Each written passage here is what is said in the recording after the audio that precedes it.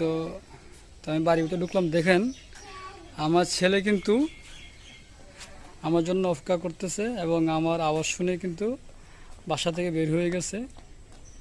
এরকম আরও অনেকে থাকতে পারে আপনার পরিবারে, আপনার মা, আপনার বোন, আপনার ওয়াইফ, আপনার বাবা। ঠিক আছে, কোথায় বাবা? কি এটা? এটা কি?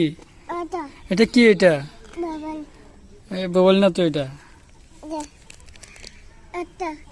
তো আমাদের যারা বাচ্চা আছে ওরা কিন্তু আমাদের দিকে চেয়ে থাকে, আর আমরা বাইরে থেকে আসার সময় বাচ্চার জন্য কি নিয়ে আসবো ওটার জন্য কিন্তু অনেক অপেক্ষা করে। দেখুন কোনটা কোনটা? এটা টিপ। আর কি খাবা তুমি?